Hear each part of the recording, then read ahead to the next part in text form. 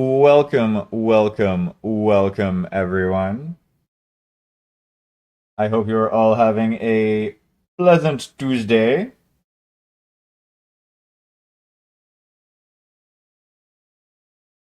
Okay.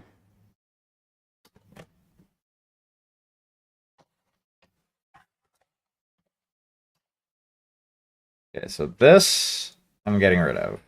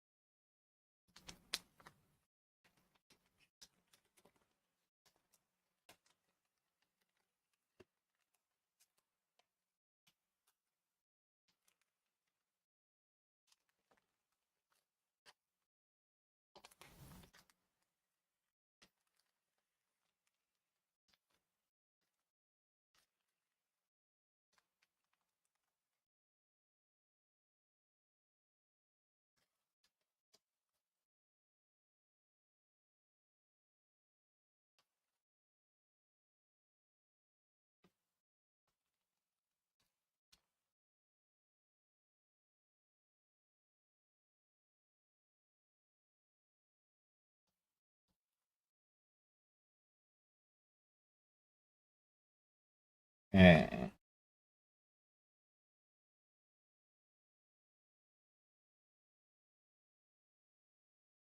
good hydration paper.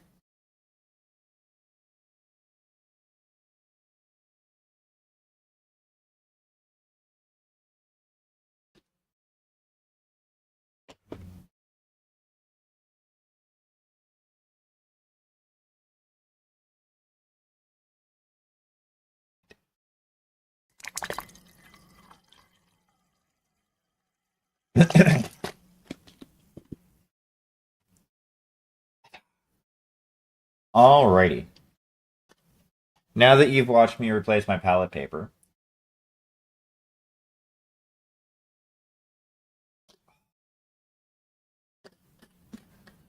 better run, or you won't come back.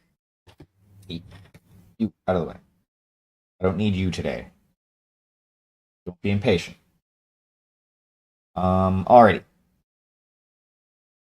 So I am going to add some green to this.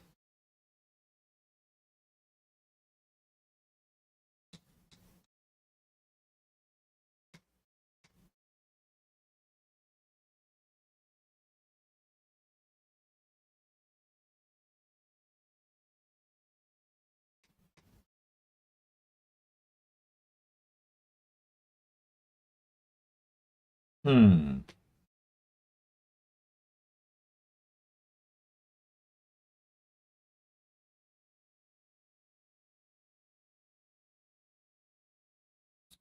Okay, so I have an idea.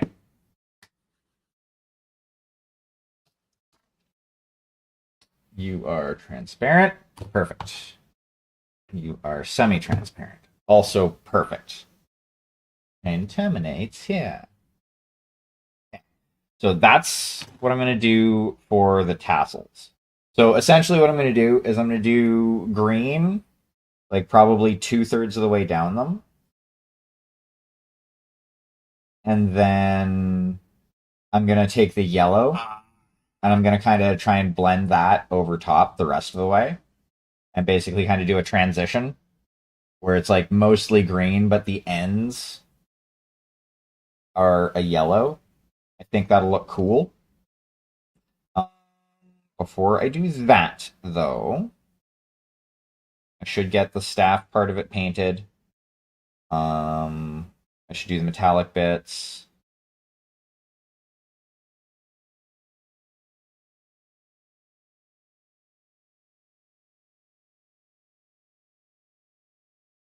Hmm. No, I'm not gonna make it. I'm not gonna do like bronze. I'll do. Um,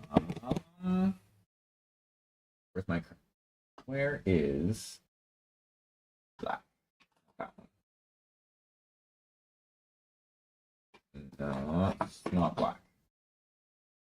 Mars black. There we go.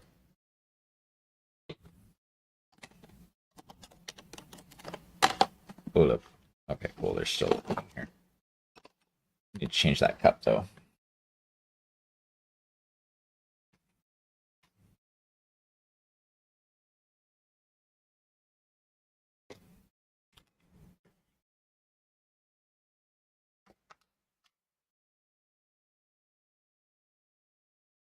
I mean, I guess I could use the carbon black for this, but I want a very opaque black. A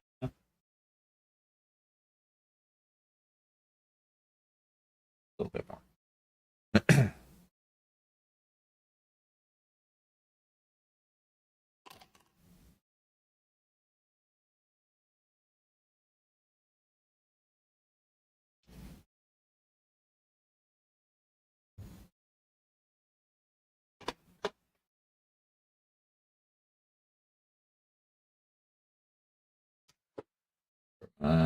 You're Robert. We'll use you for mixing.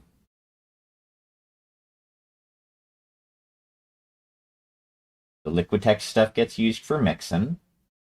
The Daler Rowney gets used when I want a carbon black for something. Like just a straight carbon black.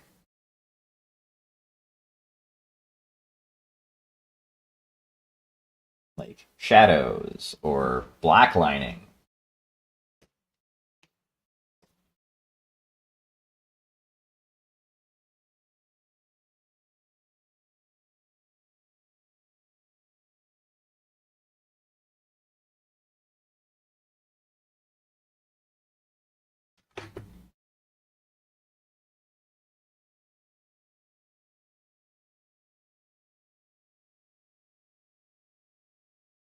What I need to do is I need to look for a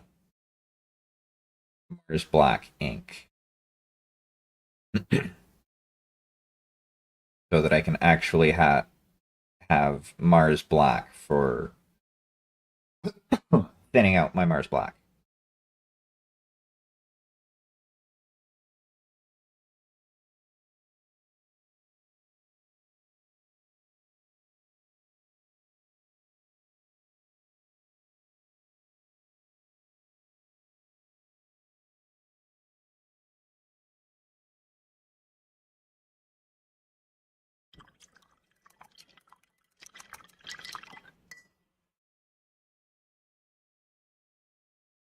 Okay, let's get to painting, shall we?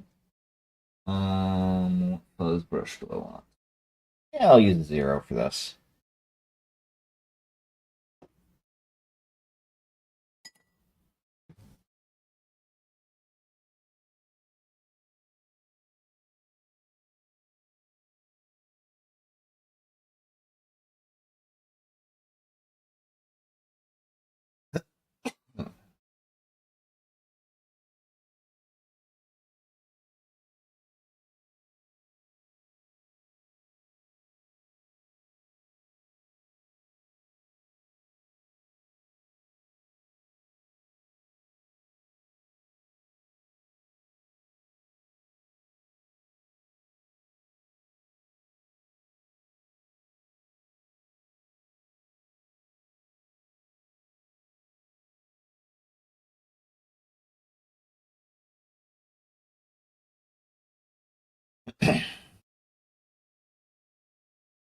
Are those supposed to be?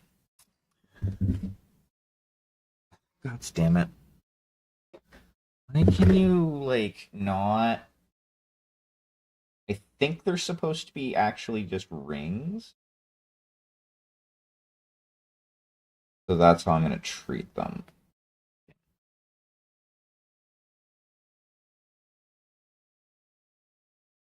That makes the most sense to me.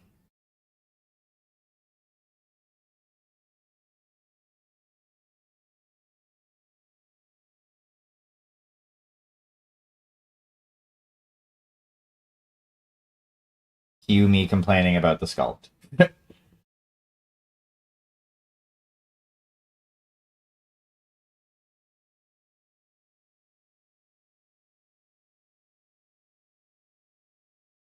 Okay.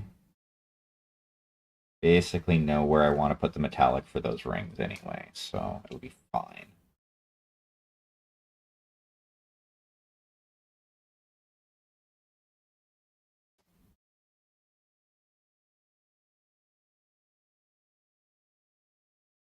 Okay.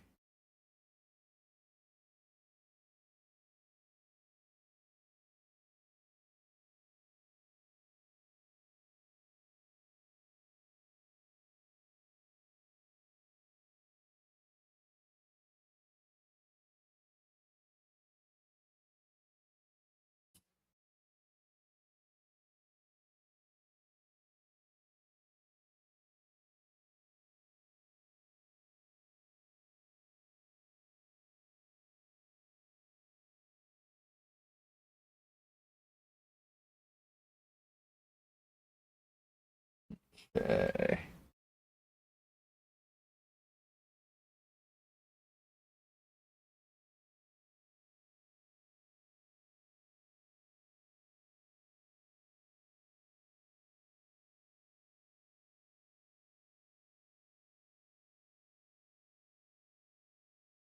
Ah. Hunt is gonna hunt you down.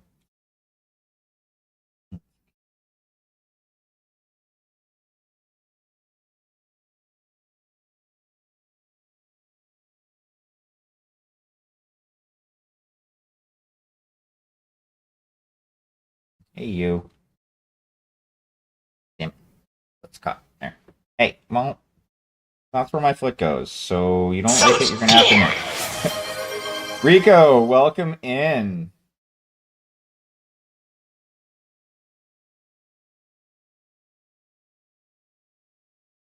How is the Dice Master doing?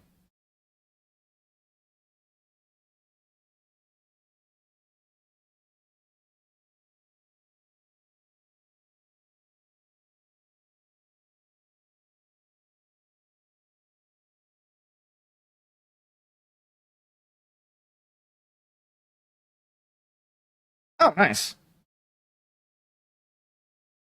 Yeah, I have to actually get my ass in gear and do some planning for my next Mech Warrior Destiny session.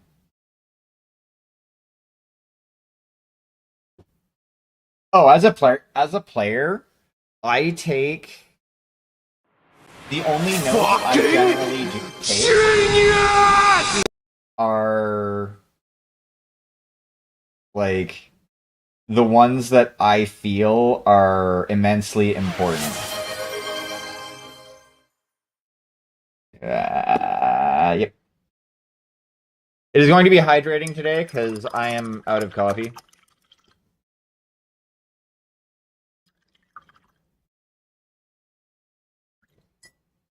Like, I had enough for my morning coffee.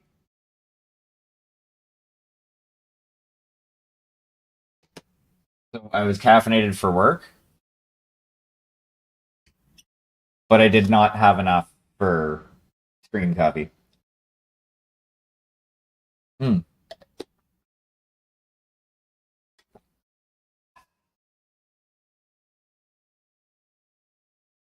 But oh, so Stig, I already know what I'm going to be running you guys through.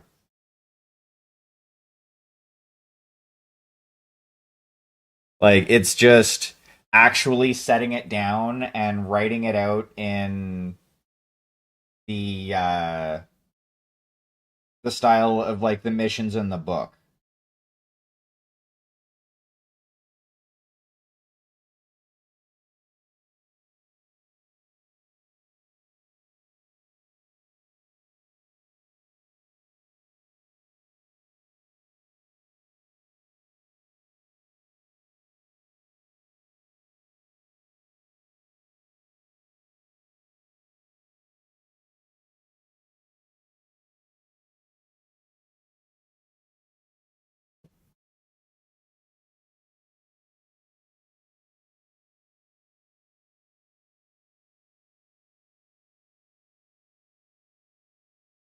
And it's definitely going to have at least 2 different wind conditions.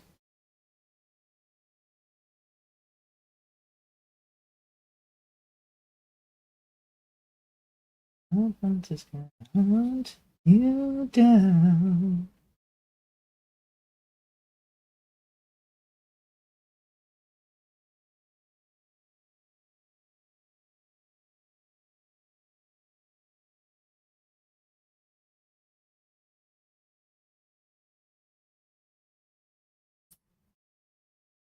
No worries.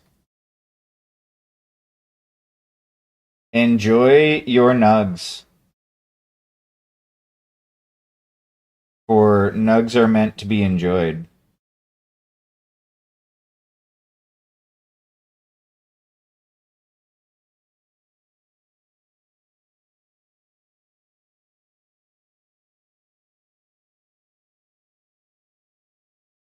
All right. So I've decided for this the like any of the metallic bits are all going to be brass. Or actually no, bronze. I'm going to go bronze because I think that will suit the overall aesthetic of what I'm going for. Um, but now that that is situated, let's see the break.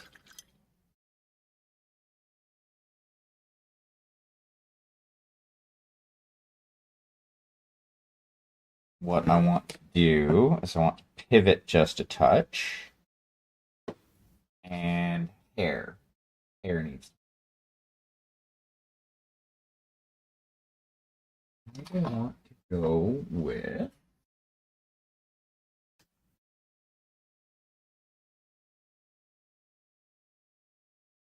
You know what? We're gonna do this the backwards way. We're not gonna use the spicy red today.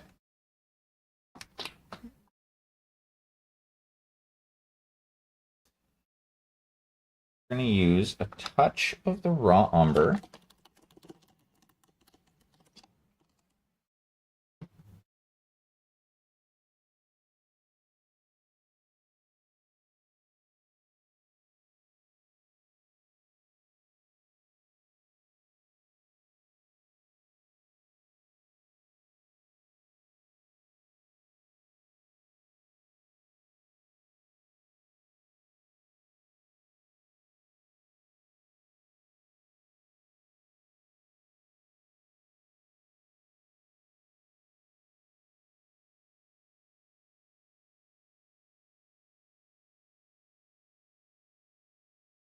See, and this is why I really like heavy body acrylics. Yeah, you have to thin them down more. Yes, the upfront cost is a little bit more. However, this will last me years using it on miniatures. Just throwing that out there. Like, titanium white is one of the things that I use the most. And I've had this for 3 years now. Some shit like that.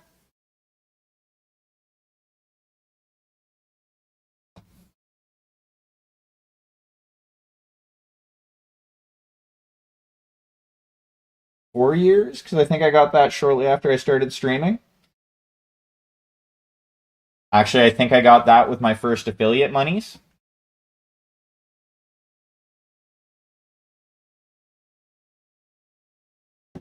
So like, yeah, fucking. Ooh, you know what? I'm gonna use the scarlet for this time.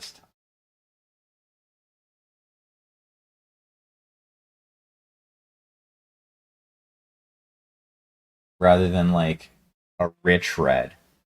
So that'll actually change that hair color a little bit, and I like it.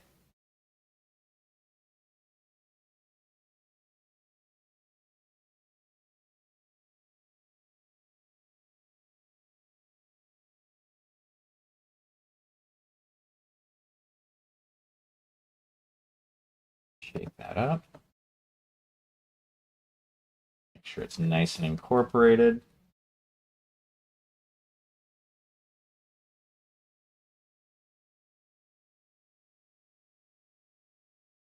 Probably way more than I need.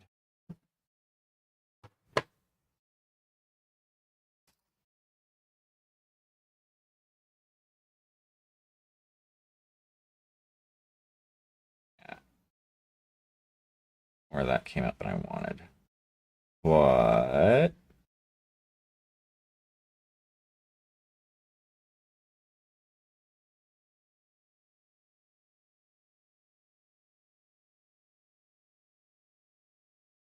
Maybe if I do...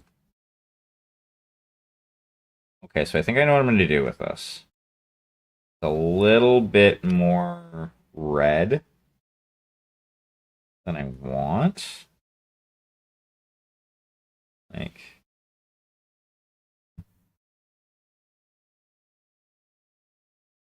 I mean, that'll be good for base, and then I can go over it with the raw umber ink, and it should look fine.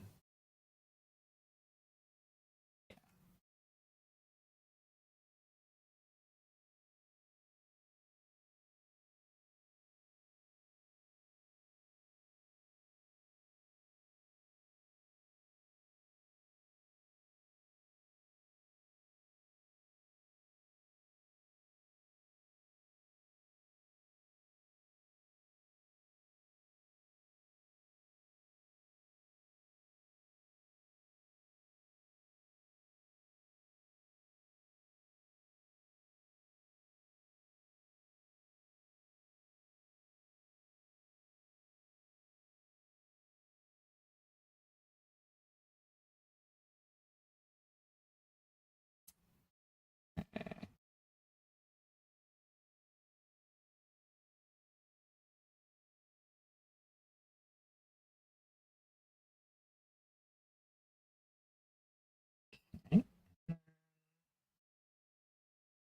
Over this way a little bit.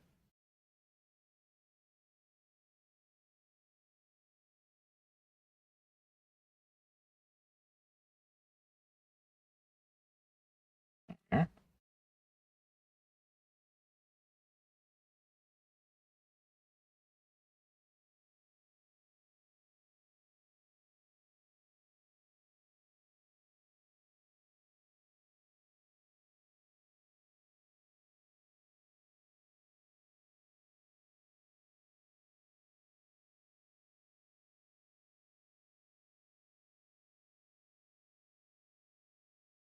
I don't even know why I'm using this brush. Probably because I had it in my hand, and I'm like, I need to start painting. Let's use the correct brush for the job, shall we? You are a mixing brush. You can live there, though. I think it just started out as me going, I need to test this to make sure it works right. Is it going to look right?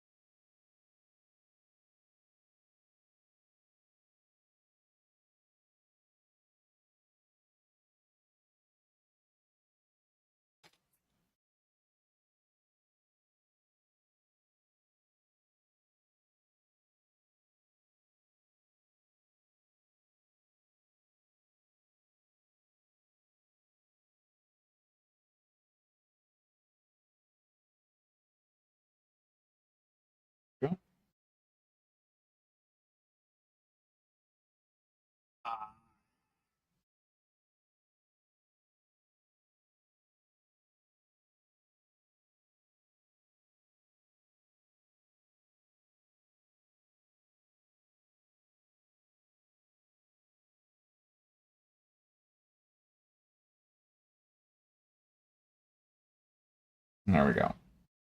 That's the first layer, and then I'm going to go with some transparent raw umber over top of that. Hopefully, it'll bring it down a little bit. and will kind of act like a wash at the same time.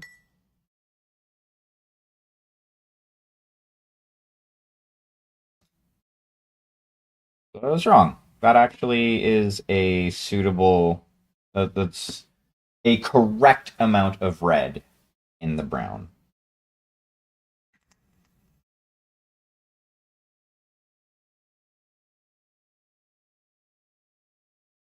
Okay. So the little jug container thingy on his back. I'm not sure what that's supposed to be. I think it's just like his backpack, his bag, his satchel.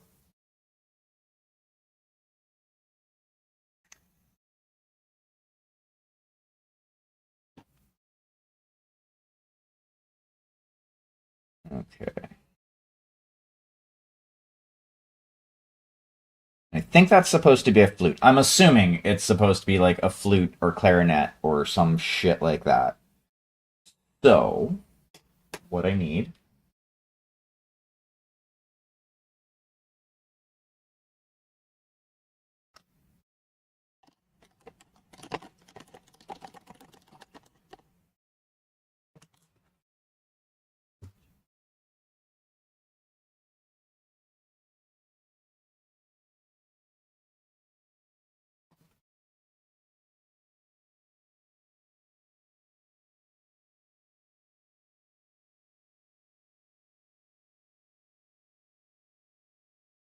Okay,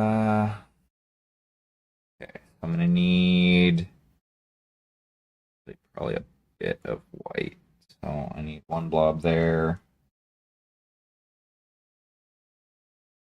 Need a bigger blob over here.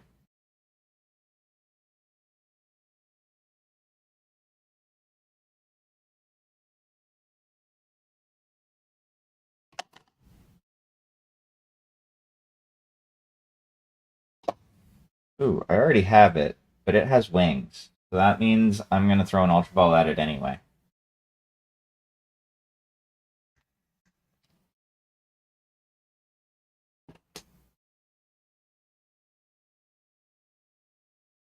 Oh, yes. Yes. I now need, in the first shoot,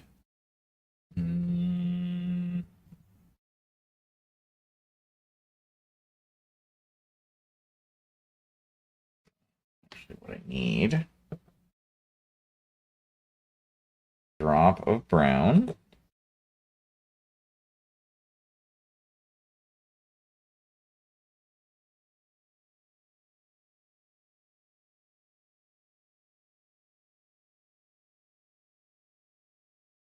Cat, I'm unsure if you're purring or snoring.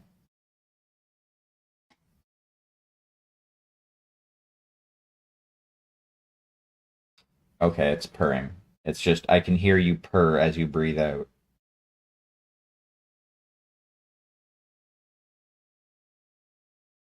And shoot of this.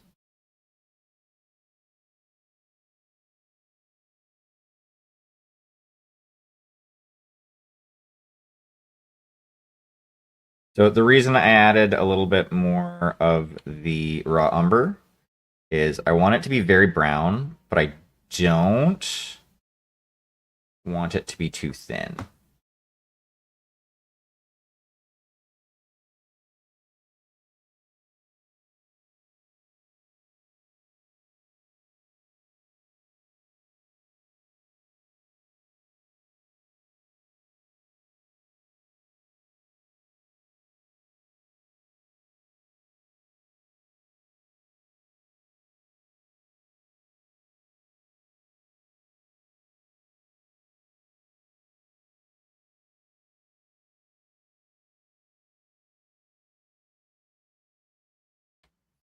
Okay, there we go.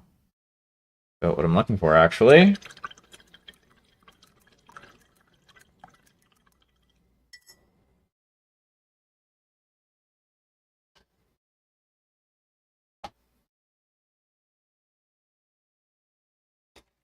I think I want something smaller than this, though. So now we're going to move on to the wolf hair brushes and look for the 00, which is right there. Perfect.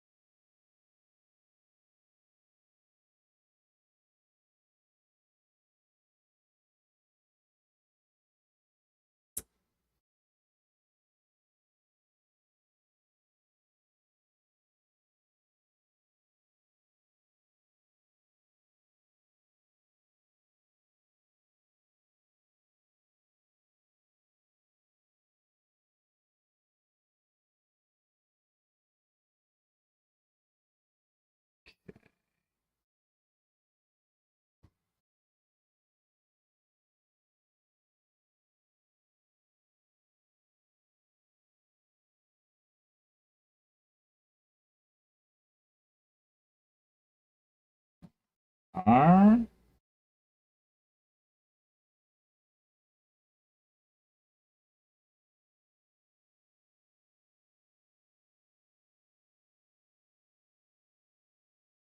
I love when I just find the exact color that I want the first, not like on the first try, where it's like, bam, that's exactly what I was picturing in my head.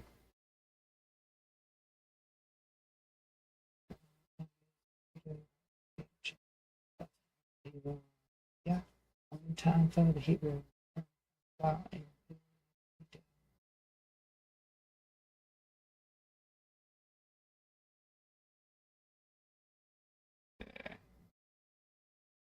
Go. You know what?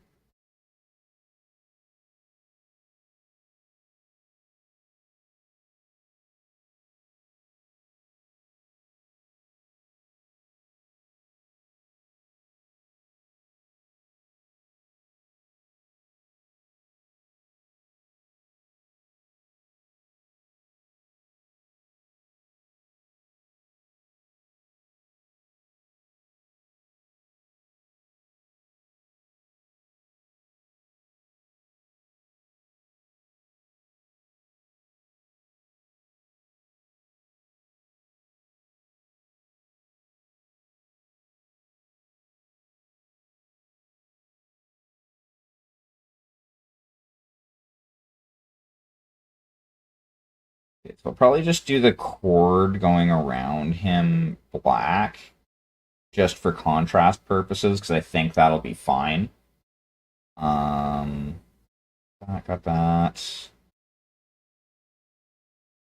You know, I could make that look like it's kind of made out of bamboo too. You know what? Yeah, yeah. No. I won't do that. I think I want a little bit more brown on that one.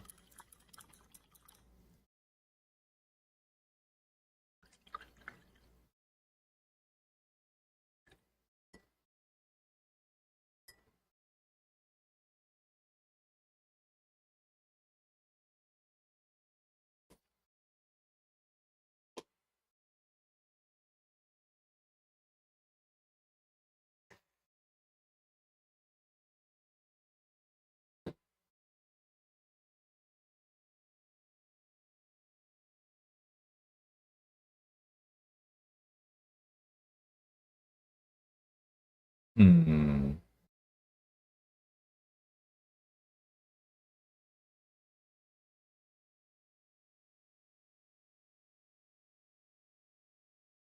I want him as dark. I think I might go with the wooden tone.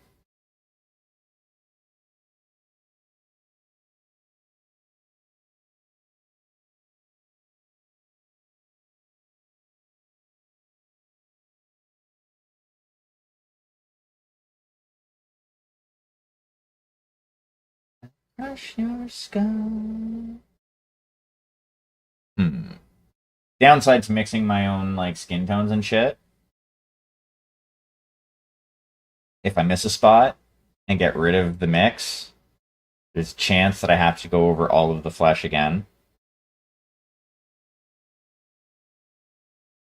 Due to not remember exactly what I had mixed. Because I'm terrible with like keeping track of things that I don't make on a regular basis.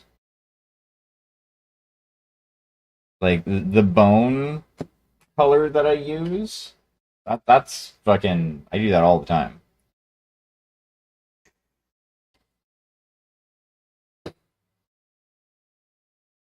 But what we're gonna do now is we are going to do the wraps. So for this, I'm gonna give the kitty some scritchins. Yeah, I'm giving you some scritchins. Haha, you missed me.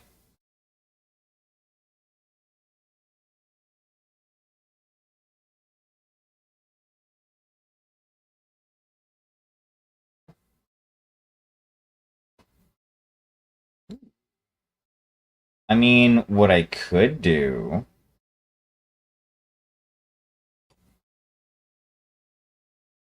I could go and I could make it look like the like pot on his back is like go for like a bone.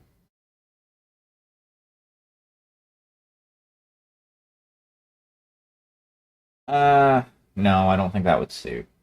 Never mind. Full of flame.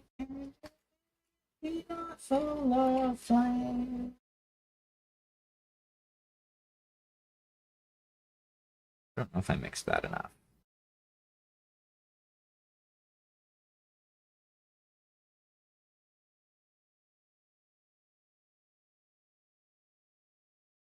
I need you at basically an off-white.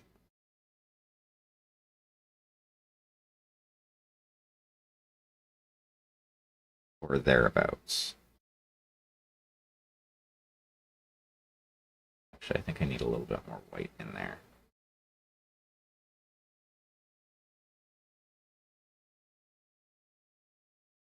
Pretty sure I need a little bit more white in there.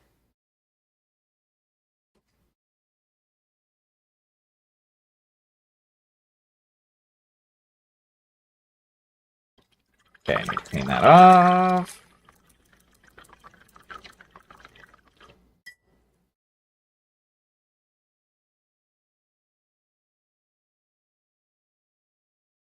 No, I need this.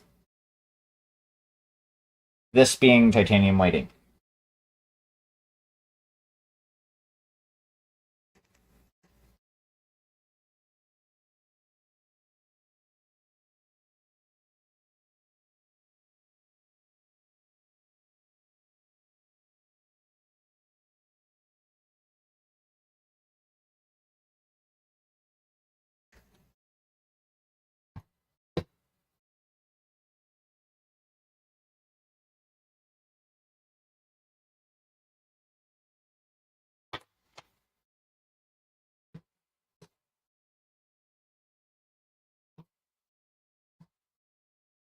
Sure.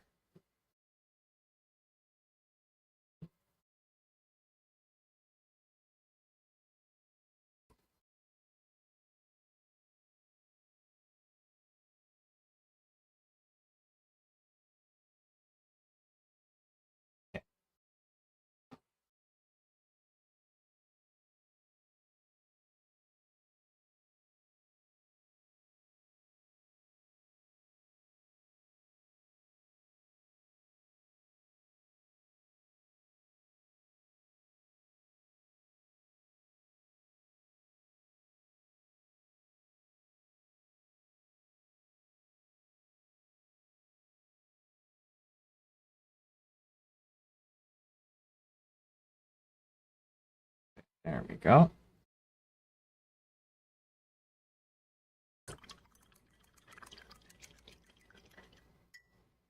Alrighty.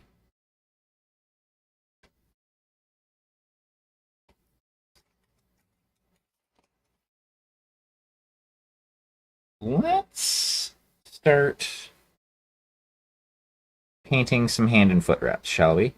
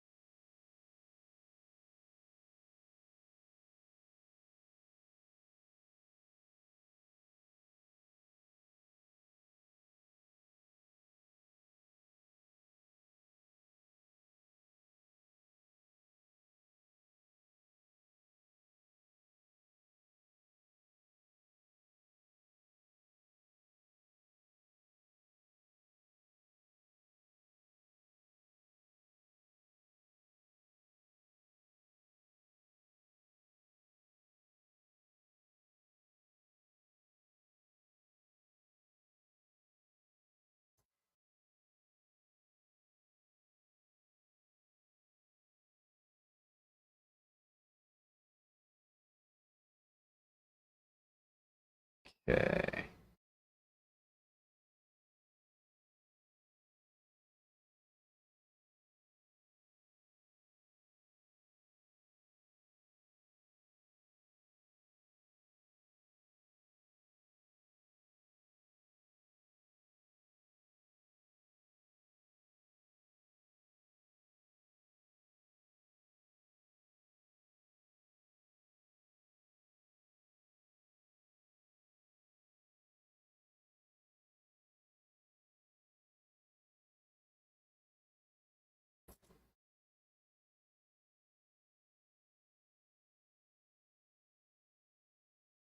So like with these, I'm not doing them like white because like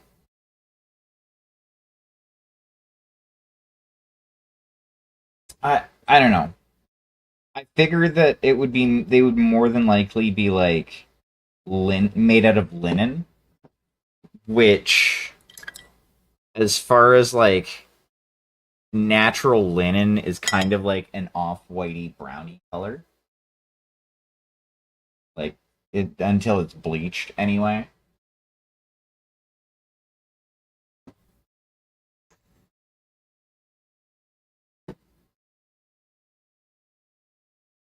At least as far as I remember, because I haven't seen natural linen in forever and a goddamn day, so I mean I guess I could.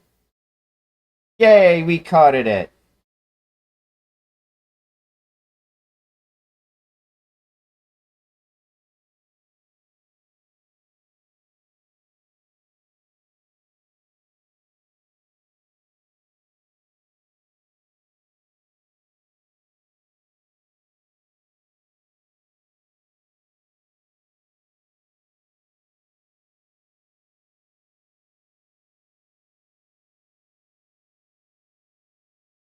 And like I would think for like hand and foot wraps and stuff like that, that you know a D&D monk would go more for like linen wraps,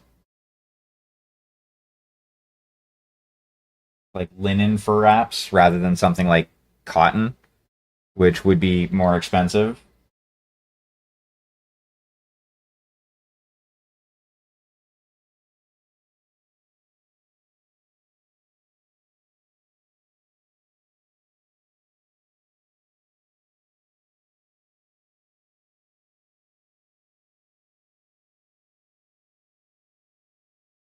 Ooh, that would be an interesting concept for a monk style character.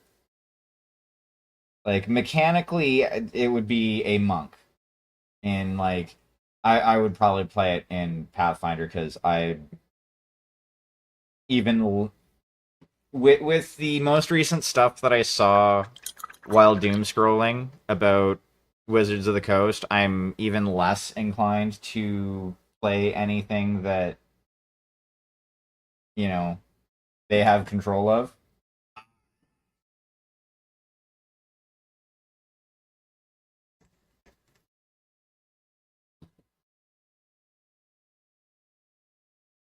Apparently, they're planning on going like all in on no, actually what I was thinking was like, essentially like a fist fighter. Again, like mechanically it would be the monk class. But essentially flavor it like he's a fist fighter, but like an underground boxer or something like that. But instead of using like linen or leather or something like that for their hand wraps, they always use silk.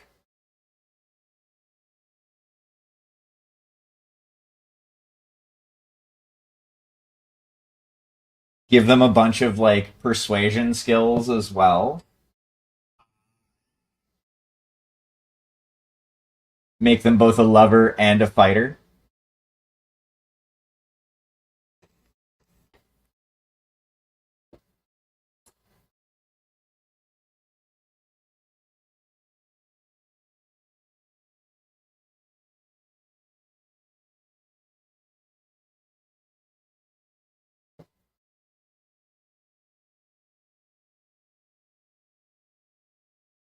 Um, the most fun monk that I unfortunately didn't get to play a lot of, because the campaign ended up dying due to one of the people playing being a raging alcoholic. Um,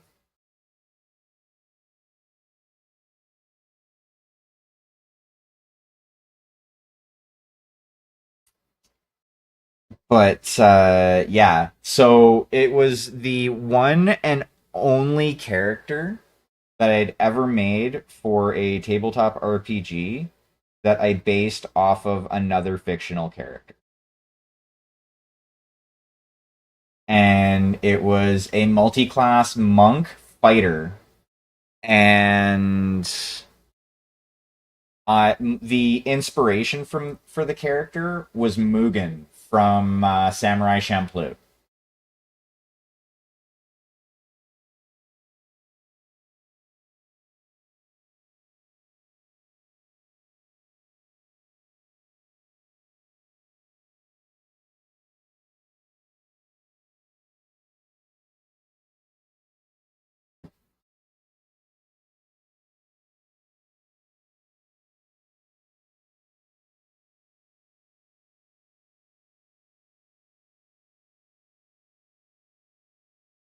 Because, well, that is my favorite anime of all time, and the character was just fucking badass.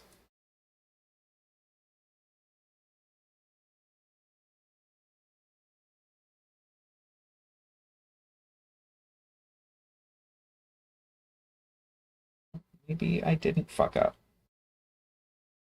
I didn't. Good.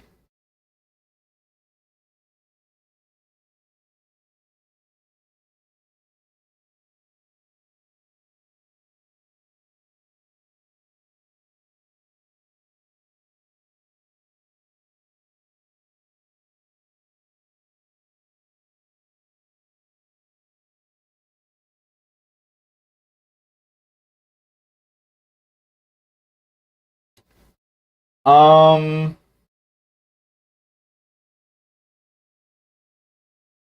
if you are not opposed to a little Yarhar Fiddledee Dee,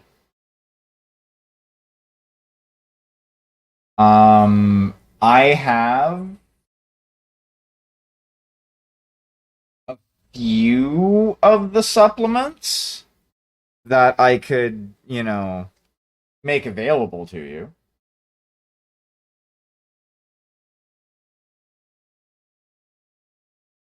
But yeah, like after seeing that, like I said, they're basically going all in on AI for the creative process.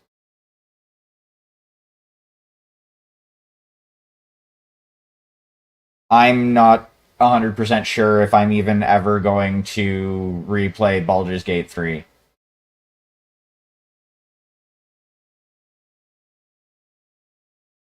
Yeah, apparently they are looking for essentially AI prompters.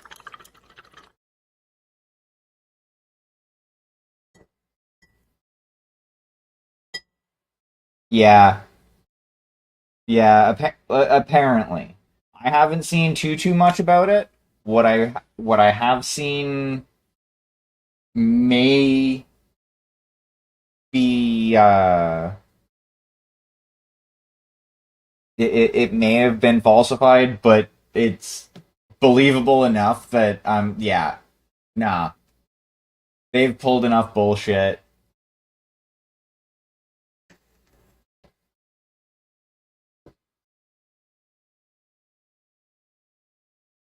Like I was kind of already done with them after they sent the Pinkertons to somebody's door.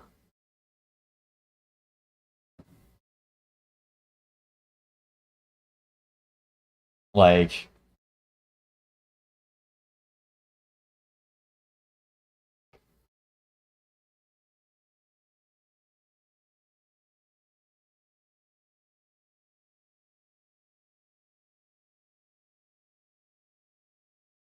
yeah, I saw it when I was doom scrolling Twitter.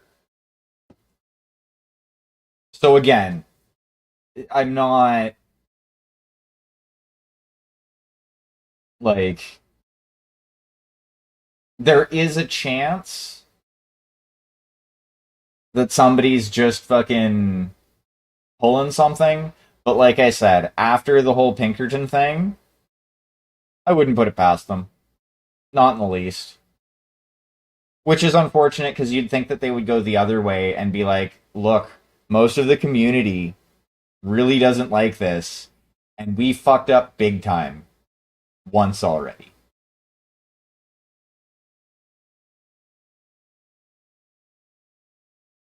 Recently.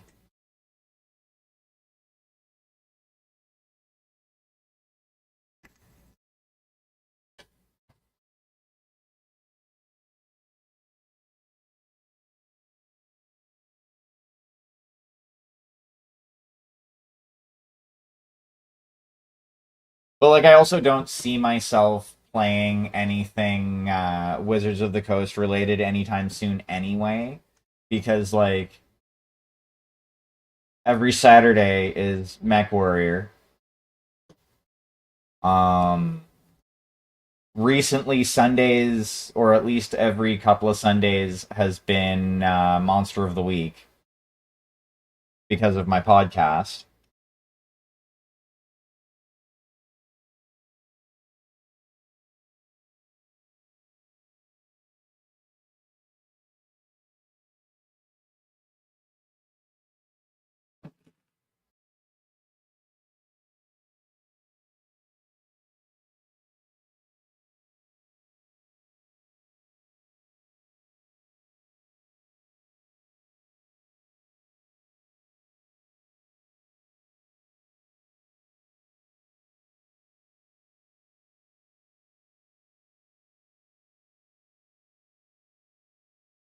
I need a bigger brush for this.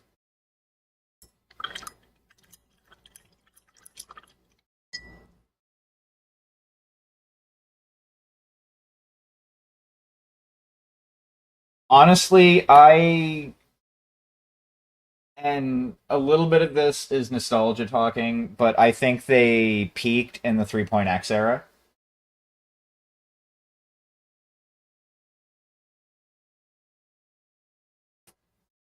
Maybe not like storyline wise, but like game system wise, that's where D&D peaked.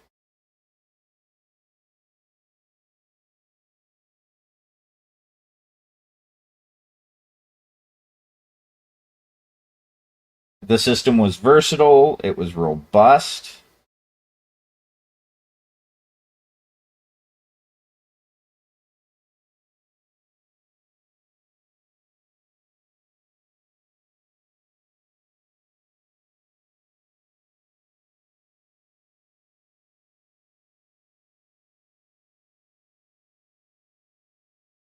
Like, oh, you want to craft something? Here are the rules for crafting.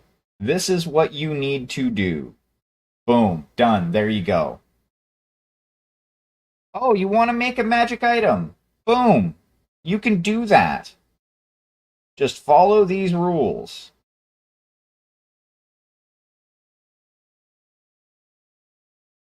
I think we're going to go to there with the green. So closer to 3/4, I guess.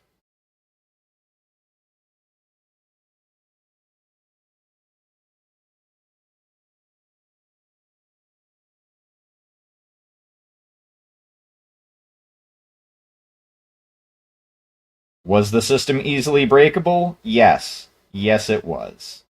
100%. If you had a permissible DM, you could do damn near anything.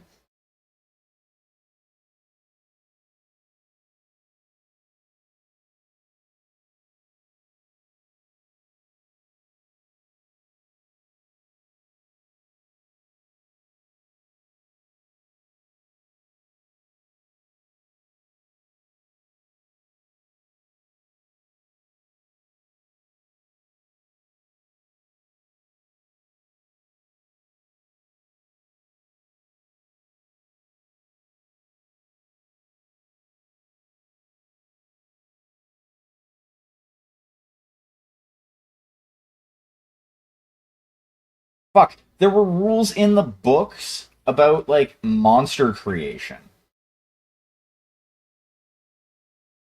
Like, better rules than what was in the fifth books. Oh, Evie, gotta catch it.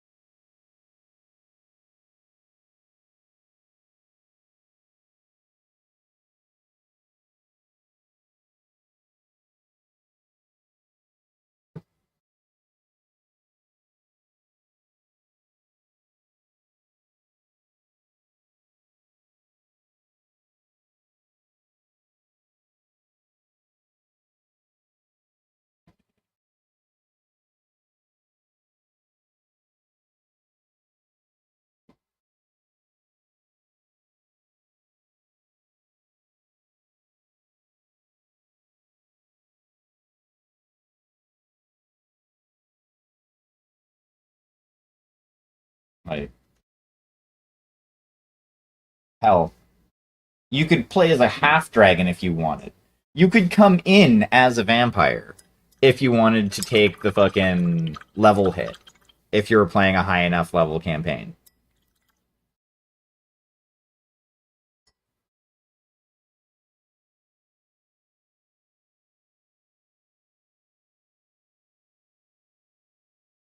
Like, there's just so much more you could do in that era of D&D.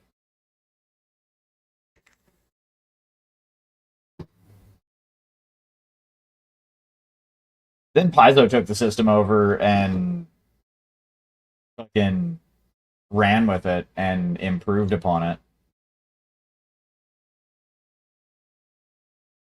Hell, from what I've read, their second edition isn't actually terrible.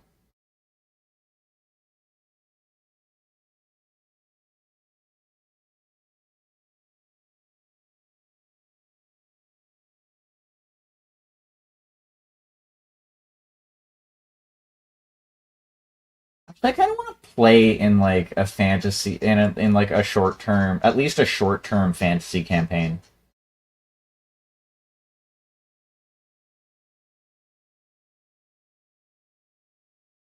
Like not run it, because like I'm already running 2 games. Granted, one of them is only like a once a month thing, but still.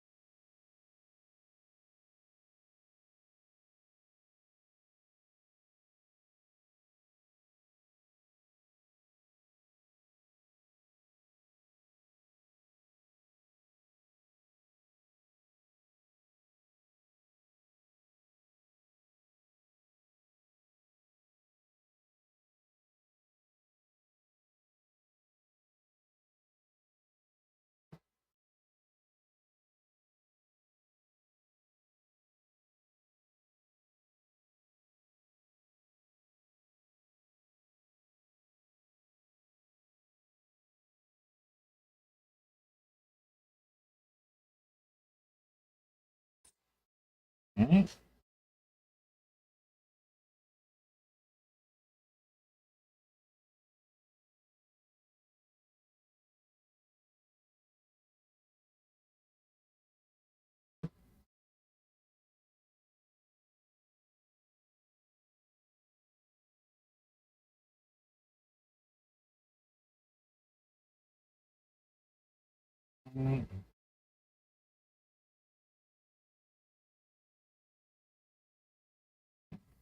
Wait a little bit. Yeah, we're gonna need.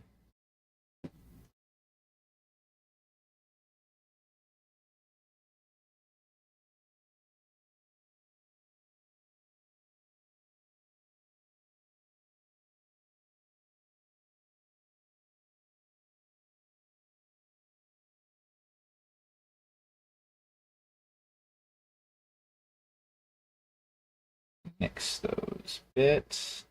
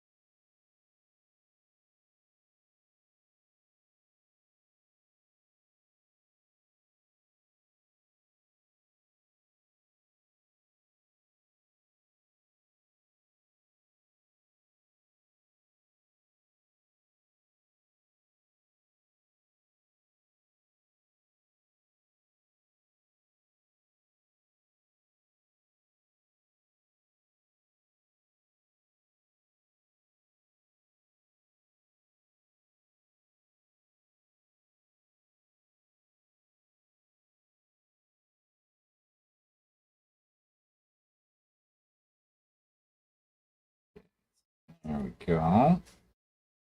Starting to go look kind of nice. We're gonna have a, you know, kind of try and go for a little bit of a gradient look.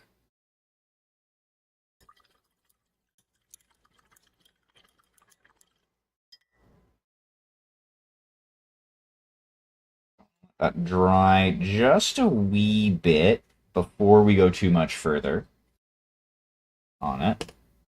I'm gonna come back to that.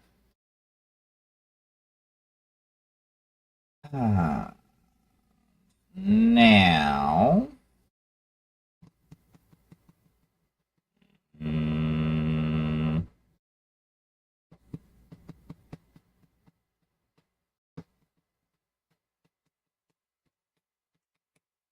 okay, I know what I want. Well, hello to you too, Mr. Popo. Hello to you too.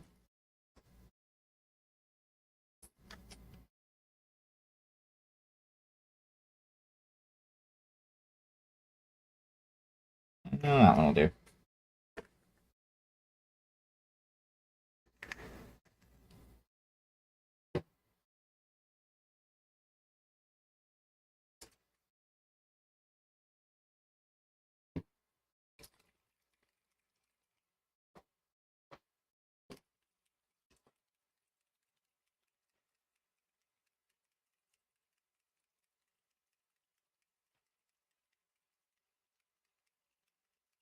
Give this a nice shake.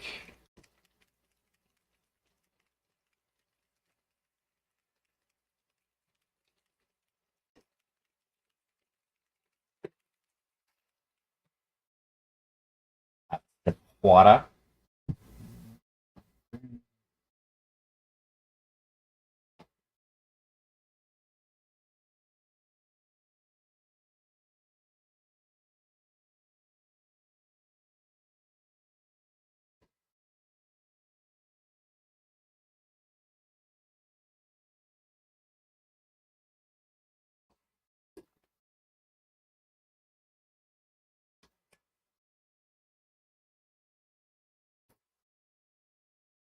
I don't know.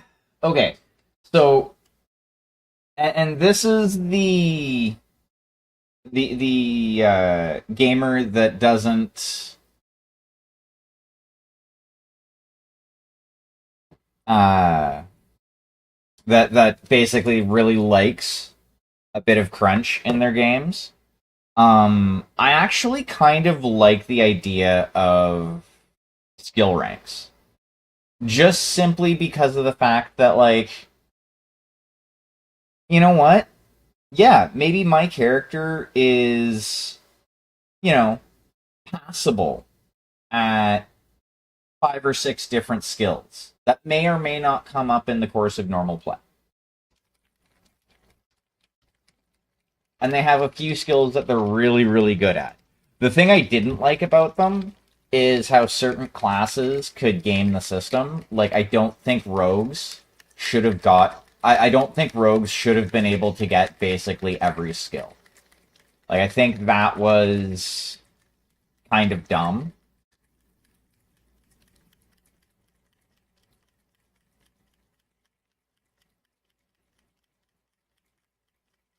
Because, like, with a rogue, you just dump into.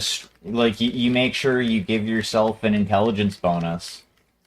And you have every skill for every situation that you could even need.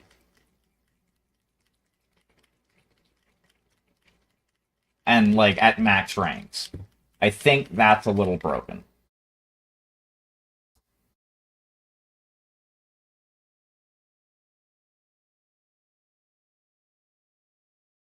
Damn it, I didn't mean to do that. Whatever. It's fine. I will make it work.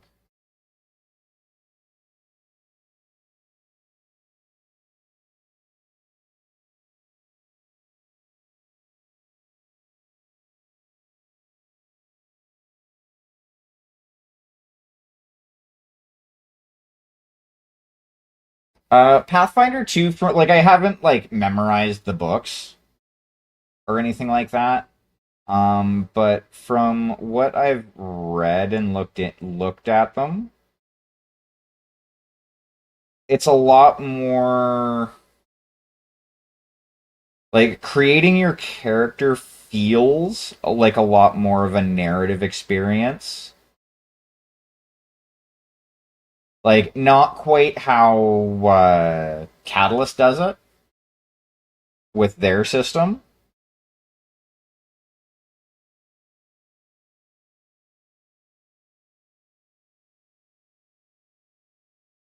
I think Catalyst actually does that better than any game. Like for like building your character, I think the system for Destiny and Shadowrun um is actually better than pretty much any that I've built characters for.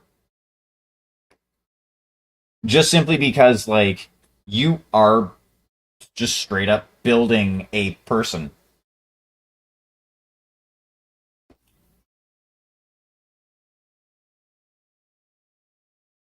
Like 100%, like their motivations, their raison d'etre, as you will.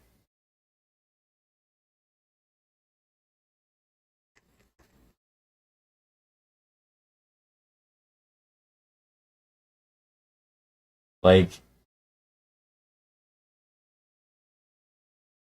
the I think the queue system that they use is kind of neat.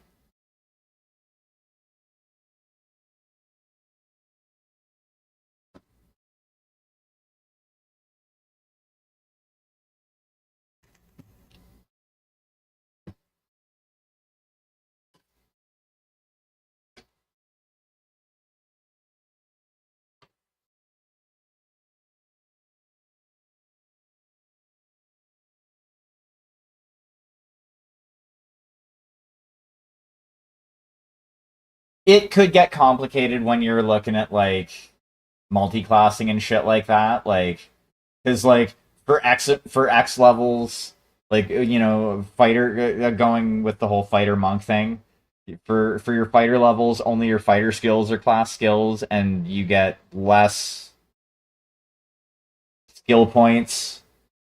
And then for your monk, you get more skill points, but only your monk skills are class skills. Yeah, it's kind of fucky.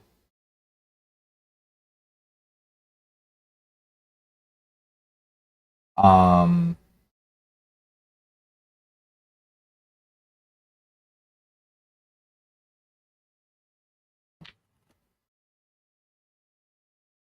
but yeah, I do like.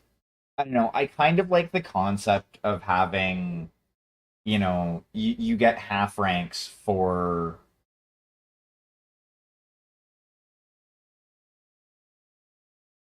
skills that you may not be good at.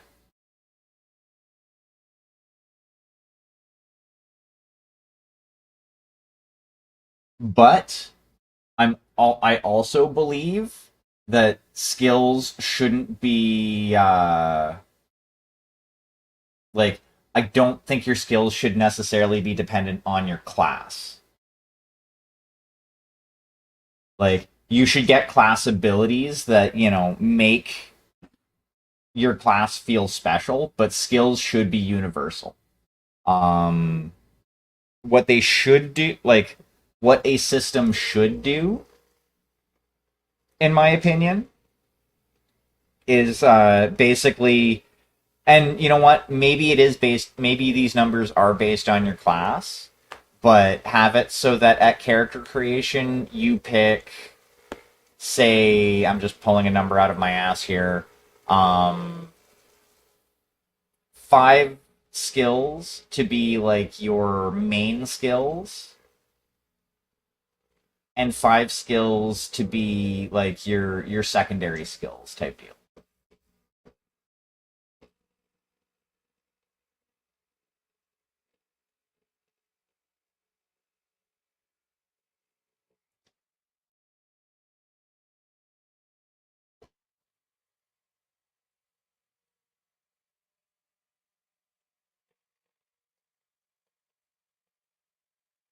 And then, like when you go to do a like basically you're half as good at your secondary skills as you are at your primary skills. Like, maybe your character as a hobby liked to, decided to learn how to pick locks, but like they never took the time to actually master the skill. They're passable at it. They could potentially do it, but they're not going to be good as somebody who's decided to master the skill type deal.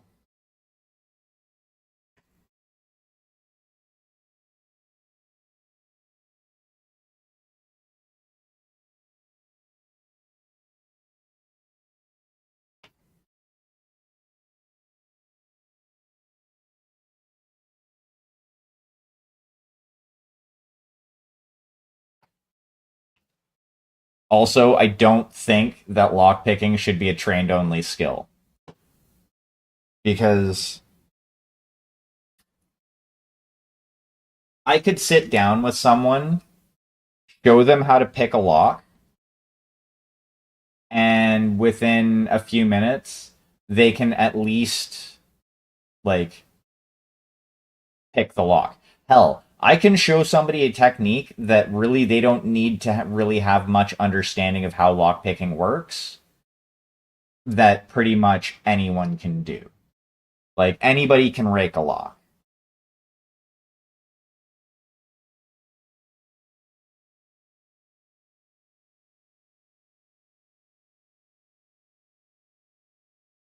You know what I mean? Like, and yeah, fantasy locks don't work the same as,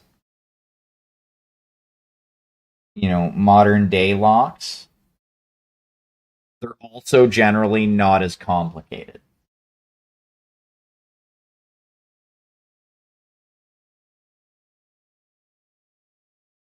You know what I mean? Like,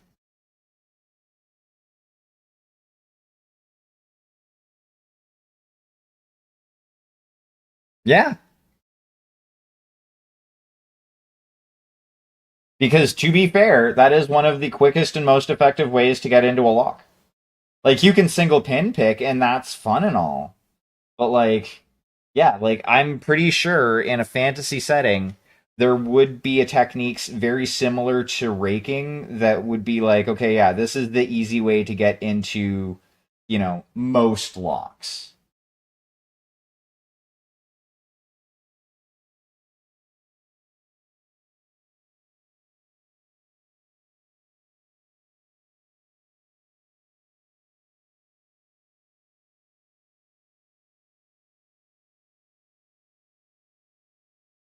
Like, it so it's my opinion that any skill that in the real world you could potentially learn from watching YouTube and practicing should not be a trained skill in like a trained only skill in a tabletop RPG.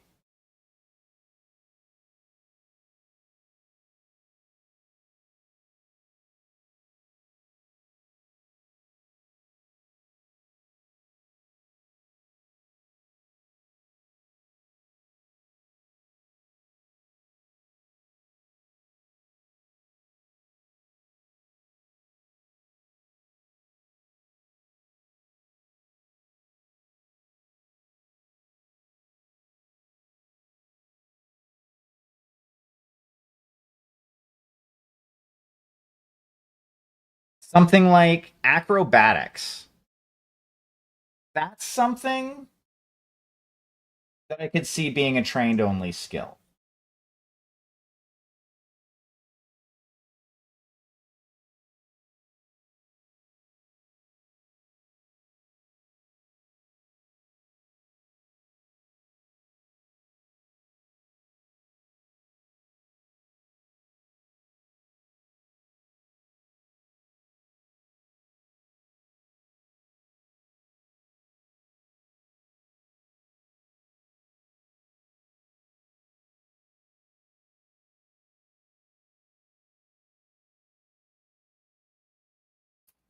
Yeah, I'm a big fan of damage tracks.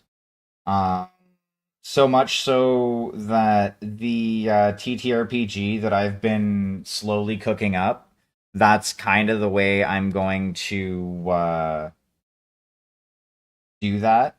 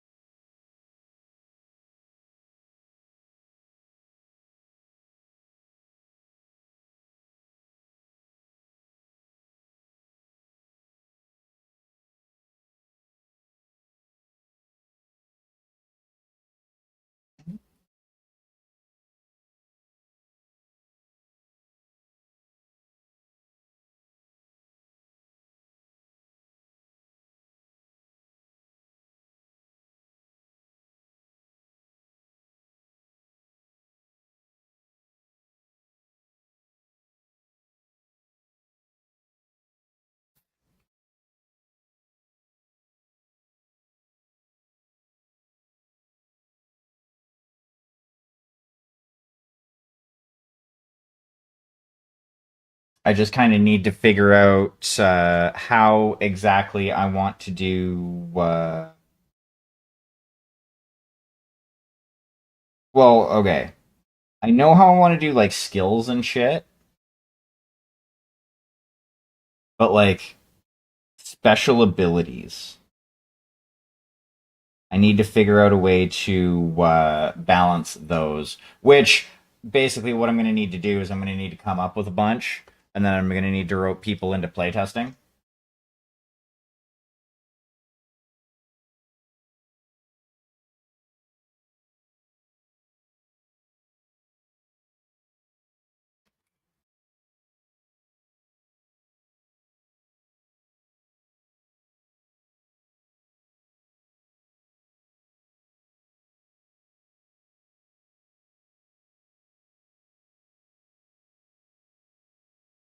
Hmm.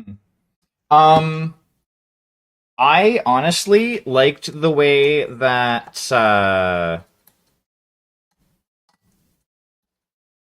Vampire the Masquerade dealt with damage. Both the Mind's Eye Theater LARP and the D10 tabletop system. Like old World of Darkness, not New World of Darkness. New World of Darkness sucks ass. Just gonna throw that out there.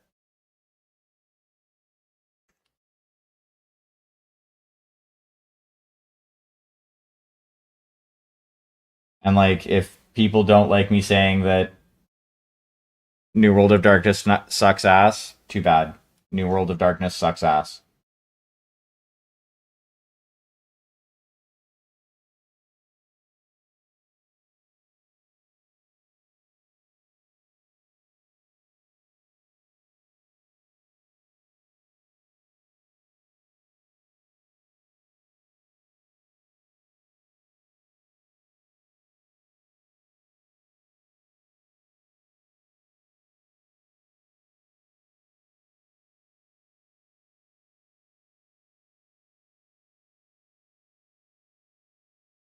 Well, more like the different scales, like yeah, basically the different scales of damage. Where it's like, yeah, you could take normal damage, and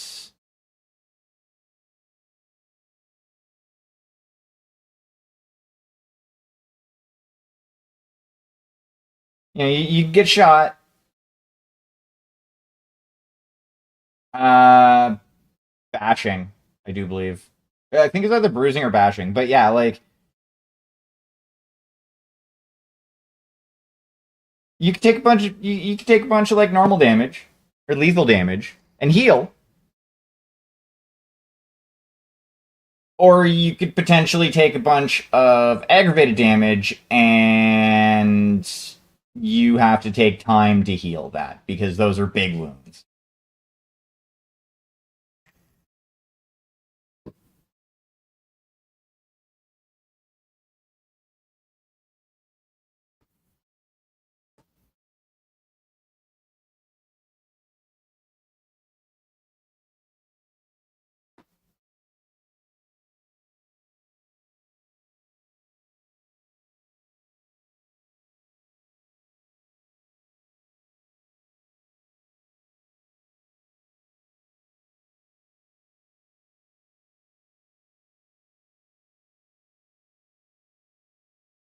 Because, like,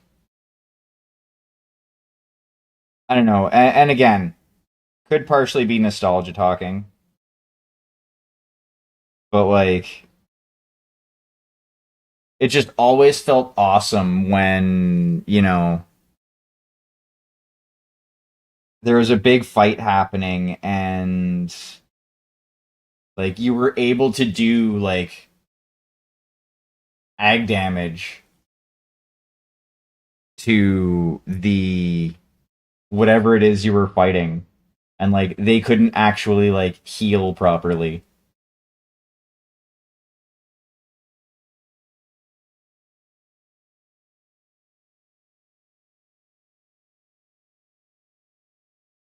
But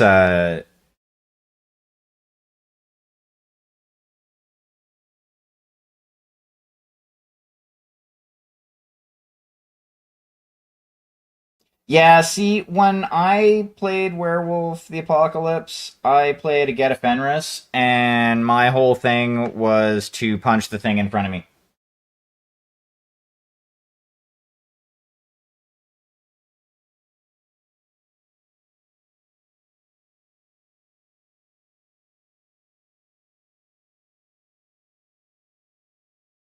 Strangely, most of the Bruges that I played were like that as well.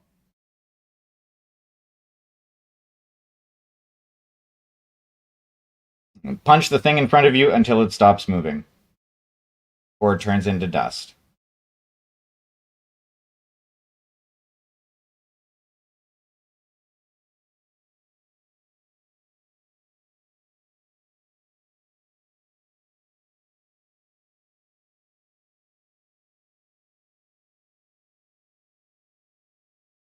But like also the groups that I played with when I was playing like Vampire and Werewolf and stuff like that, for the most part, except for the Mind's Eye Theater, that was a Camarilla game. But like we generally played like Sabat games,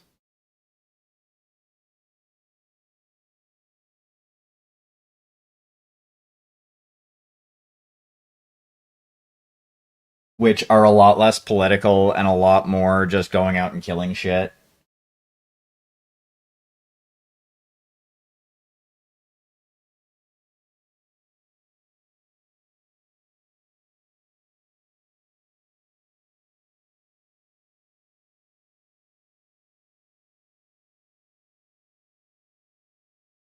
The LARP had its super like the Mind's Eye Theater game that I was a part of was actually had a couple of super political arcs, you could say.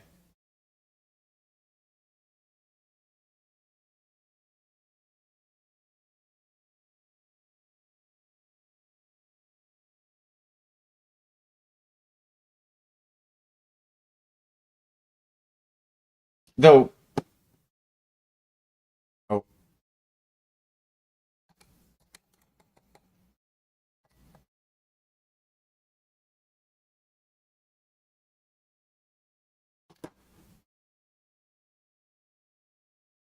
need to go over that again.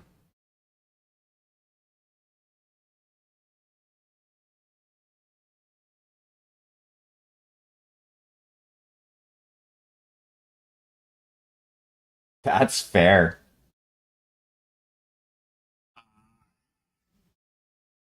But yeah, like the for the most part, most of the tabletop games that I'd played, for Vampire anyway, were all Sabat games. So like the people that I generally played tabletop with, they were essentially a murder hobo group that liked to play combat style games. Which even the werewolf game that we played ended up like that.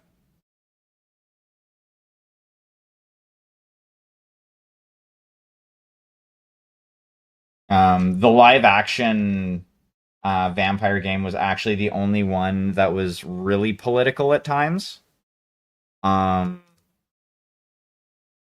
though to be fair, one of those times that it became a political game was when my Bruja decided to challenge the Bruja Seneschal to a duel.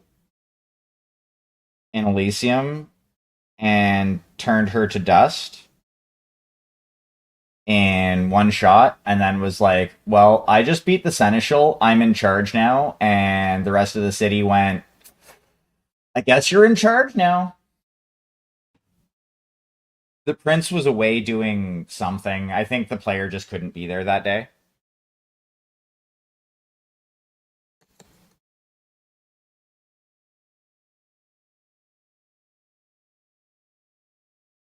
And then the next Friday, they were back, and essentially it ended up coming.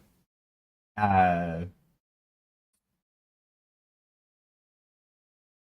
it ended up becoming an argument in character at the next session. It was great. It was some awesome fucking roleplay to be had.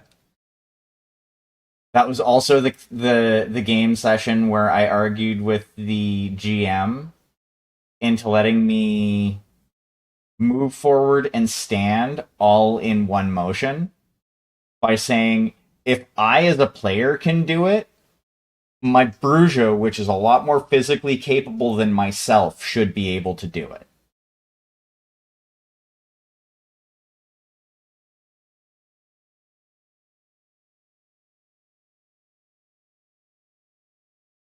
Because I'm sorry, when the character in question is maxed out on basically all of their attributes. Oh yeah, I was, I think, a sixth gen.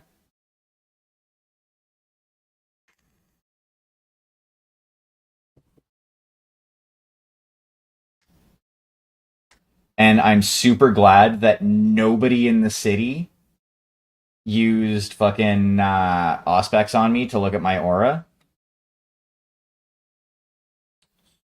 So many black lines. So many black lines. Damn it, I'm gonna have to repaint that a little bit, but whatever. I can fix that. That's just some touch ups.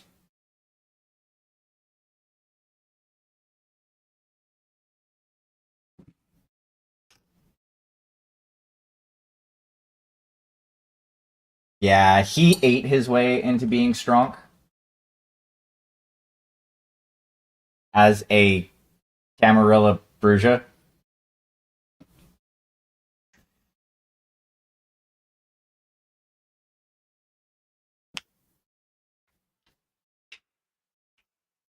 And I, as the player, bribed him into at least one of those meals, possibly all of them.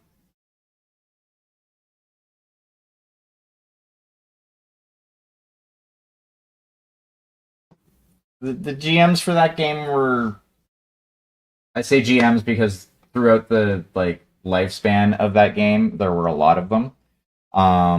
But the GMs for that game were corrupt, and they made it known to everybody. They're like, "Yeah, you can if you bribe me, if you want something, give me a big enough bribe, and it will probably happen."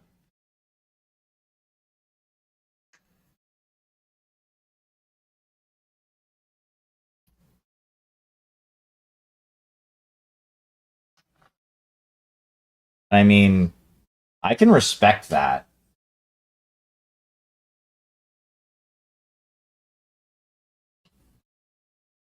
because for the right bribes, I too am a corrupt GM.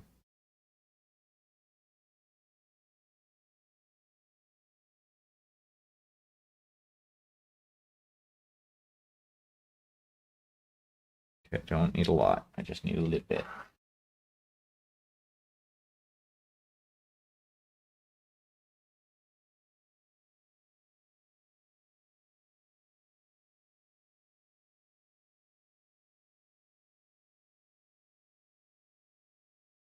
I need this.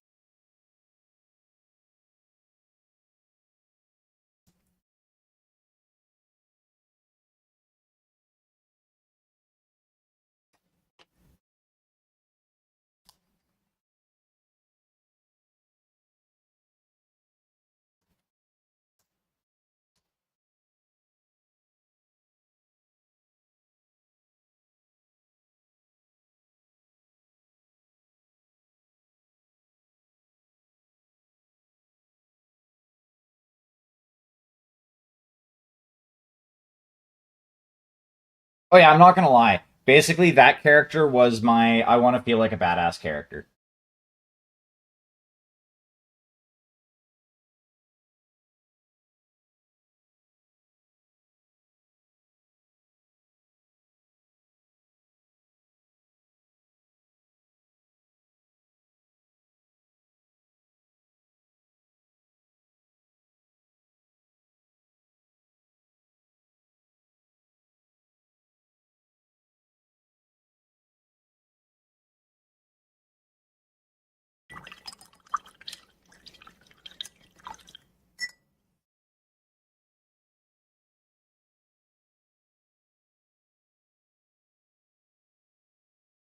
Yeah, like having like so one of my favorite like power fantasy character like all of my favorite like power fantasy type characters I built up to. Like they didn't start strong. They became strong like as the game progressed because of the choices that I had made. But at the same time, I definitely love a good narrative story. Like there's a place for murder hoboism, but there is also a place for like you know other types of fucking conflict other than just I'm gonna swing my sword at the fucker in front of me.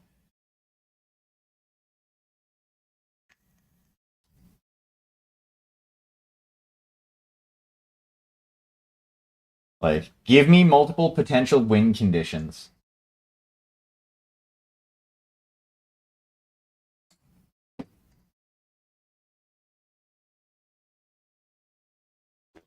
Pardon me.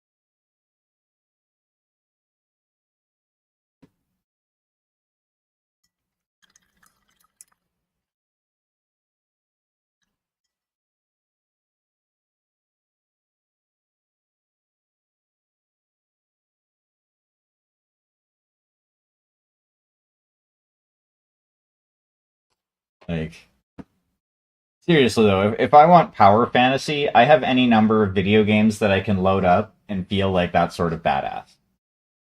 Like, seriously.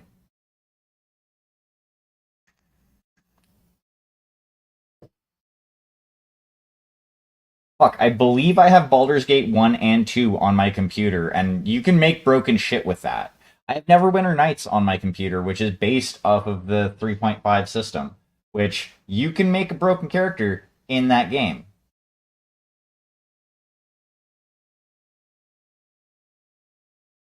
It's kind of a broken game, but you can make a broken character in that game.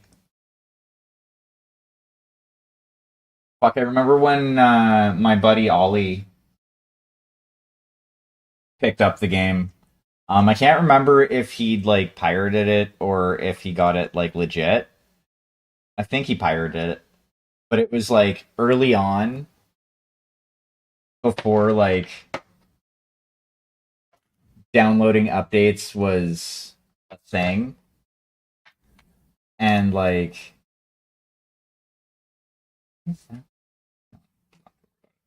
um and his nickname for the game was Never Fucking Works because it was terribly buggy.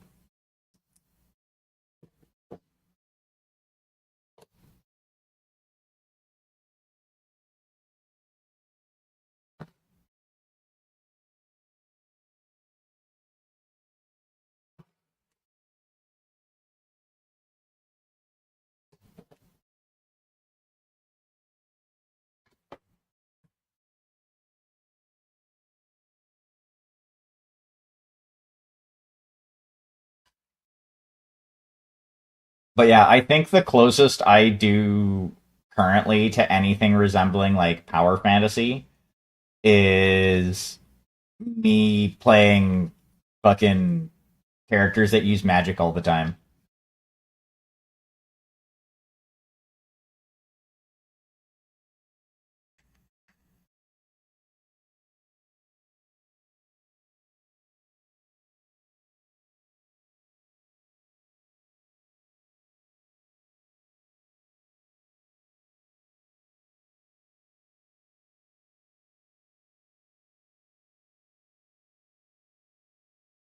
Yeah, that's fair.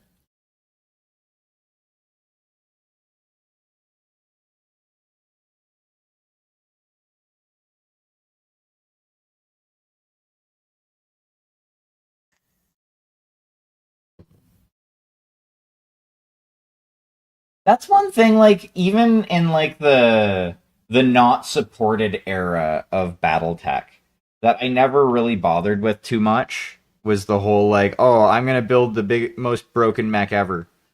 Like, nah, I'm gonna build something that's fun. Because I play games, be they tabletop, be they war games, whatever, to have fucking fun.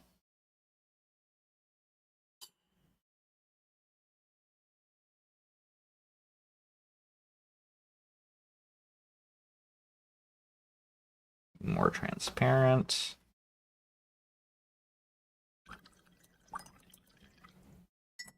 Like, I remember one game of Battletech that me and some friends played where I just built a mech that had, I think it had like two medium lasers on it,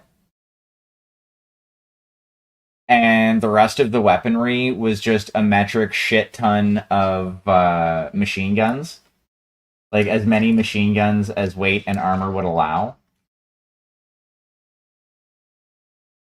And like, my plan for the mech was to run in up, like, running close and just be like, I'm gonna pepper you with one damage shots.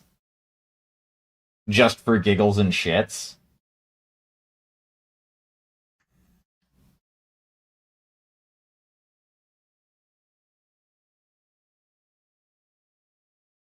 Maybe not, but when you're not playing with a group that really cares about, like I said, we were just playing to have fun. Like, it was within the weight rules. Everybody else at the table was okay with it.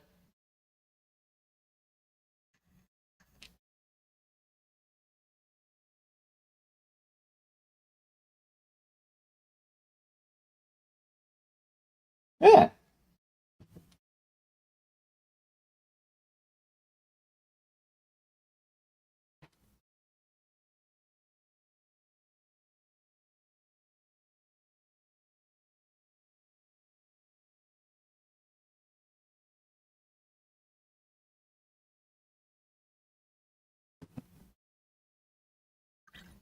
Oh, hi, you.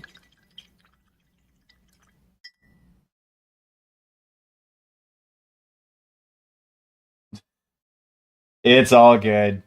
I understand.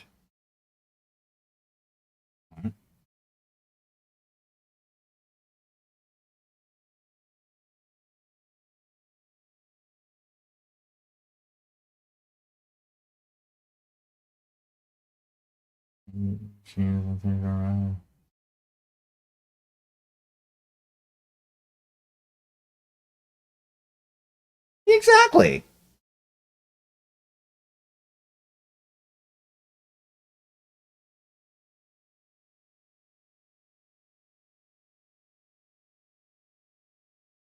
And you know what? If you time that one well-advised blast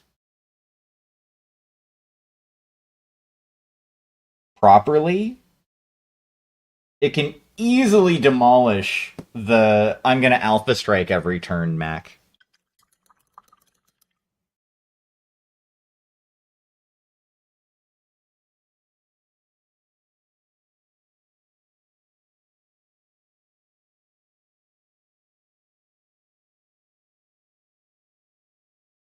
And then just hope that you roll well enough not to explode.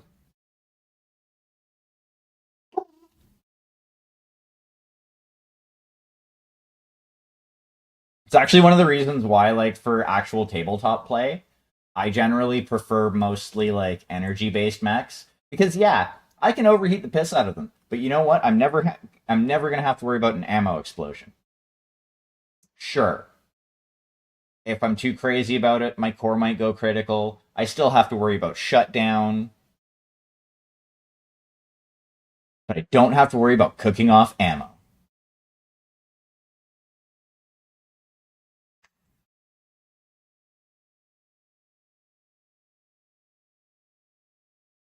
Also, PPCs are like my favorite long range weapon.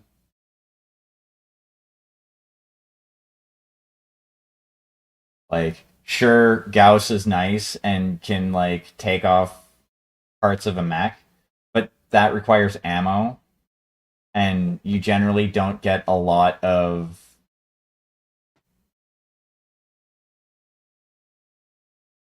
Oh, nice.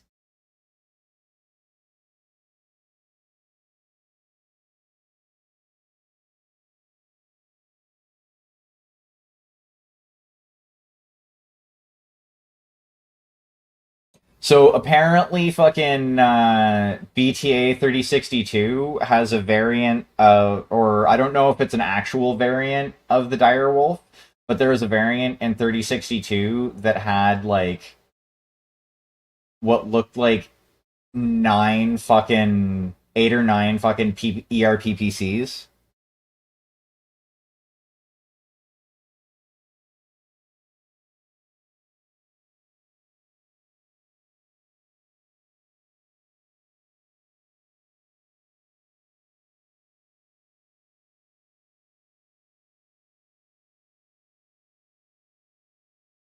And sure, double heat sinks are nice, but that's a lot of heat if you were to be like, I'm going to shoot you with all of the things.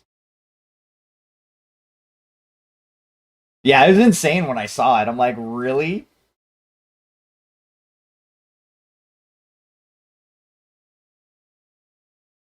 Like, I'd like to put a sacrificial pilot in one and just be like, okay, I want to see what happens when I alpha strike with all of this.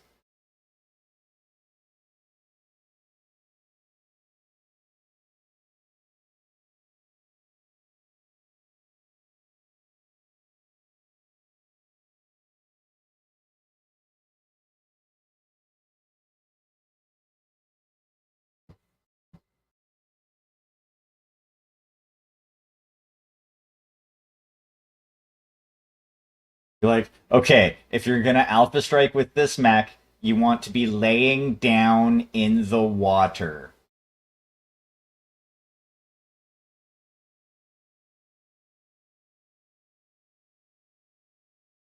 Yep, pretty much.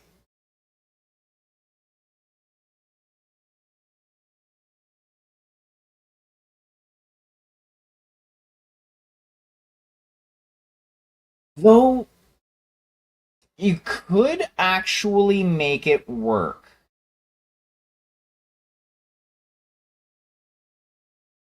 But you'd need to use stuff like heat banks as well. Like you'd need to use, like you'd have to use dual heat sinks, guaranteed. Like there's no way about it. You'd have to use heat banks. You'd have to use heat exchangers. Like you basically have to go all in on your cooling.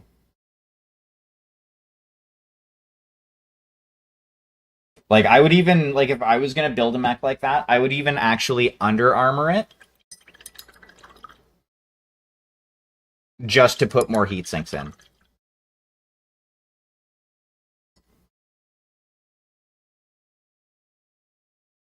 And then if we're talking like Hairbrain Schemes Battletech, I would make sure that the pilot for that mech was one that could call shots, and that would be my headshot mech. Here, have 9 PPCs to the face.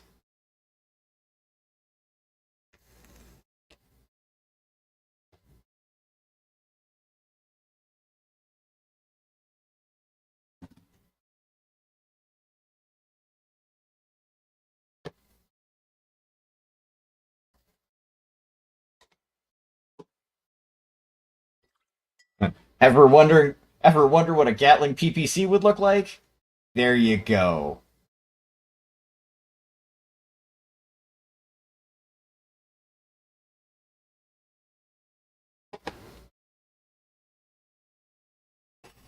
Ooh, that would actually be a pretty gross weapon. Like both for the heat generation for the mech firing it and for whoever was on the other end of it.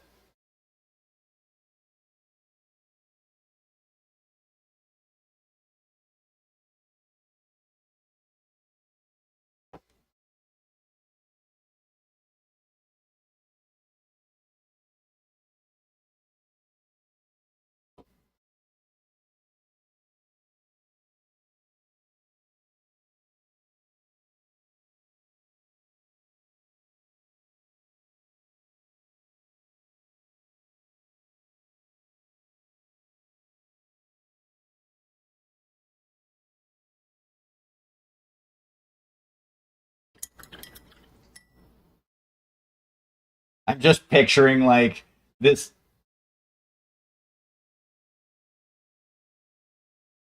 Okay, so I just had the most ridiculous thought, and you know what? People have put fucking arrow launchers on on urban mechs, so this wouldn't be really anything out of the ordinary. But if a Gatling PPC existed, a Gatling PPC as the main gun on an urban mech.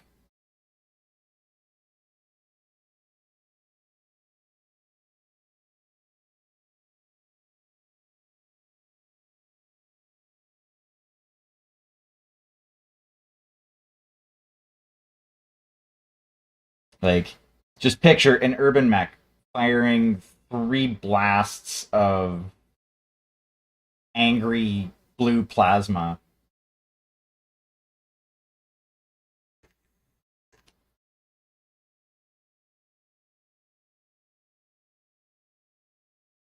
That's essentially what PPCs fire. It's a bolt of fucking plasma. It's fucking charged particles.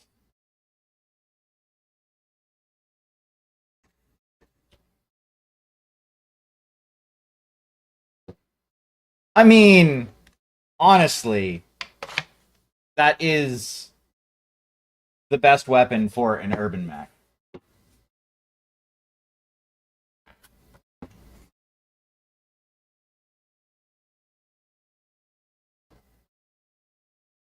Like, hands down.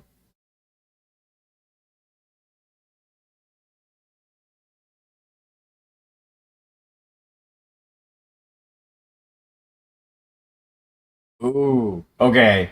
Okay. Hunchback 2C with nothing but PPCs. A PPC in each shoulder and like a PPC on each arm.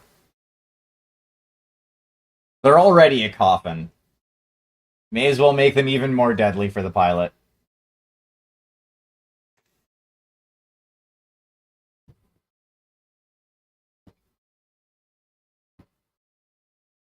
And I say this with the Hunchback 2C being one of my favorite mechs. I don't care what anybody says. It is an awesome fucking mech. Yes, it is basic. It is effectively a coffin. Yes, the clans usually send out their old fogies in them, but still. Okay, I'm gonna hit a button. It's gonna be that button there. Ah. No, I'm not going to give you more food. You still have a metric shit ton of food in your bowl, cat. Finish that, and then we'll talk.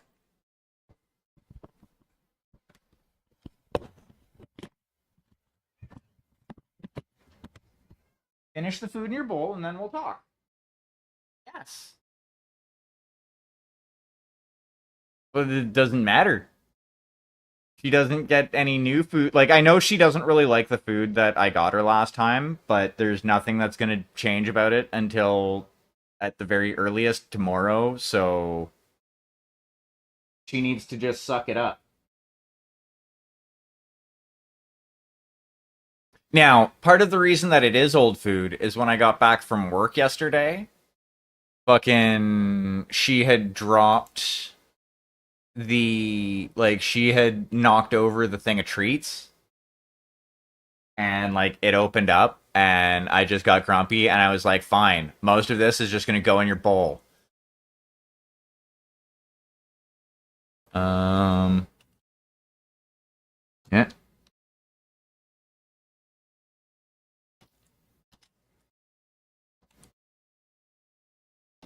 I don't have one of those. I will Ultra Ball that. But what we're gonna do right now is we are gonna take a look and see who we can throw a raid out to. I am leaning towards Commander Mittens. Looks like she's doing some painting of some sort.